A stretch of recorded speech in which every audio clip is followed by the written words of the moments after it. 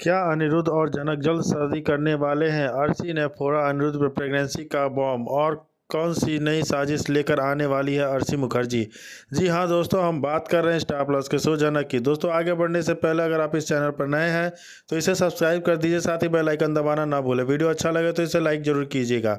चलिए आगे बढ़ते हैं दोस्तों। हाल ही में आपने जनक के लेटेस्ट प्रोमो में देखा कि अनिरुद्ध और जनक के रोमांस को दिखाया जा रहा है। जी हाँ, मानो ऐसा लग रहा है कि दोनों कश्मीर की वादियों में रोमांस कर रहे हों। बहुत सारी बर्फ़ गिर रही है और यहाँ पे अनिरुद्ध जनक एक दूसरे की आंखों में खोए हुए हैं। पर दरअसल यह कोई रियलिटी में नहीं होने वाला है, यह एक्चुअली फ़ोटो शूट हो रहा है। जी हाँ, अकॉर्डिंग दो प्रोमो यह पता चल रहा है कि जनक अनिरुद्ध के प्यार को एक्सेप्ट कर चुकी है। हाँ, क्योंकि फोटोग्राफर कह रहा है कि अब तो आप दोनों की शादी होने वाली है ना, तो थोड़ा क्लोज होके फ़ोटो खिंचाइए, आपकी होने वाली बेबी है। दोस्तों, यह बात फोटोग्राफर तभी कह रहा होगा जब जनक सच में शादी करने वाले हैं। यहाँ पे साफ साफ जाहिर हो रहा है कि अनिरुद्ध और जनक बहुत जल्द शादी करेंगे। जो भी इन दोनों के बीच में गलतफहमियां थी वह दूर होने वाली हैं। और उसके बाद वहाँ आती है अर्शी मुखर्जी एक बहुत बड़ा बैड न्यूज़ लेकर। अनिरुद्ध के जीवन में अनिरुद्ध जनक इतने ज़्यादा खुश है ताकि उसकी खुशियों में ग्रहण लगाने के लिए स्वयं अर्शी आएगी और वह कांग्रेचुलेशन भी करने वाली है इन एडवांस अनिरुद्ध और जनक को कि अब तुम दोनों शादी के बंधन में बंधने वाले हो। मेरी तरफ से तुम दोनों को एडवांस में ही मैनी मैनी कांग्रेचुलेशंस। लेकिन एक बात मैं तुमसे कहना चाहूँगी, भले ही तुम दोनों शादी करके नया घर बसा लो, लेकिन तुम्हारी निशानी जो मेरे पेट में पल रही है तुम्हें इसे एक्सेप्ट करना होगा। अनिरुद्ध यानी तुम्हारा बच्चा जो मेरे पेट में है, इसे अपना नाम देना होगा। तुम्हें उसे स्वीकार करना होगा। आप चाहे तुम मेरे साथ रहना चाहो या ना रहना चाहो, वो अलग बात है। दोस्तों, यह बात सुनते ही जनक की खुशियों में ग्रहण लग जाता है। उसके पैरों तले जमीन खिसक जाती है।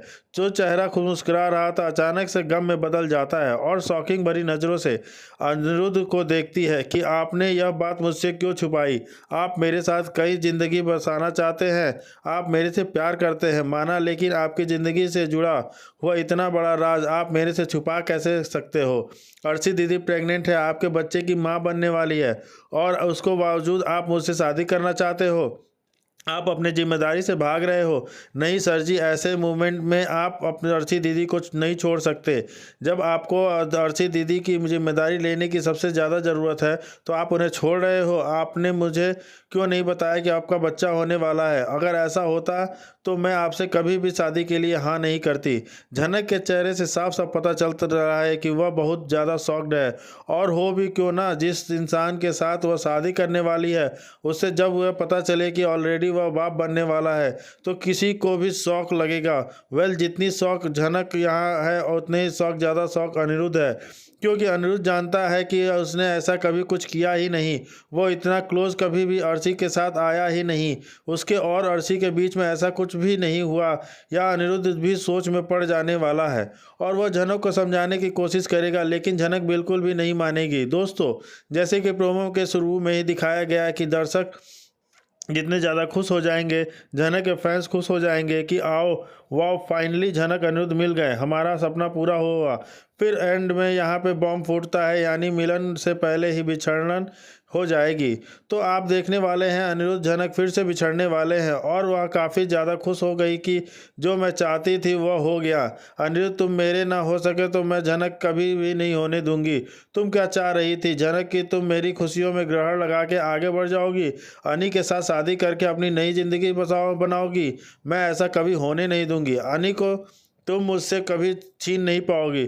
और दोस्तों, यह तो जो भी प्रेगनेंसी का नाटक हो रहा है ना, इसका भी तो एक ना एक दिन बाइक एंड होगा ही, क्योंकि अर्शी जो कह रही है कि मैं प्रेग्नेंट हूँ, कई सूत्रों के हवाले से तो ऐसी खबर आ रही है कि वह झूठा नाटक कर रही है। और जी हाँ, वह झूठा नाटक करेगी अनी के सामने। अब उसको ये झूठा नाटक का आइडिया किसने दिया यह तो आने वाले एपिसोड में पता चलेगा, लेकिन इस बच्चे के में ही मदद से वह अनिरुद्ध के और करीब आएगी और जनक को और दूर कर देगी। क्योंकि जब अनी के ऊपर बच्चे की रिस्पॉन्सिबिलिटी आएगी तो अनिरुद्ध को ना चाहते हुए भी अर्शी के पास रहना पड़ेगा।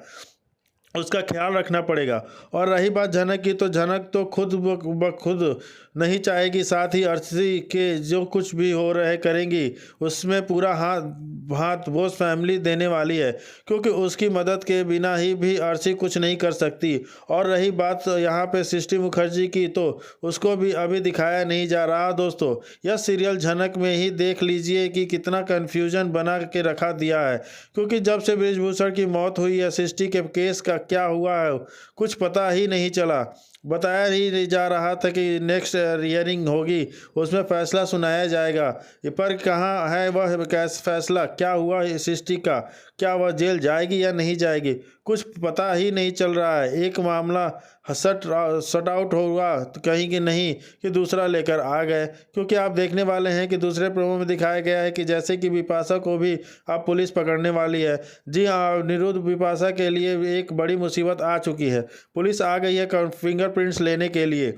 सभी के अगर फिंगरप्रिंट्स बिपाशा के मैच हो गए तो वह भी जेल जाएगी। तो दोस्तों यहाँ कई सारे लोग हैं जिसके लिए पुलिस आती है, इन्वेस्टिगेशन होता है, सीरियल को लंबा खींचा जाता है लेकिन एंड में बस जब फैसला लेने की बात आती है तो उसका क्या रिजल्ट कुछ पता नहीं चलता था।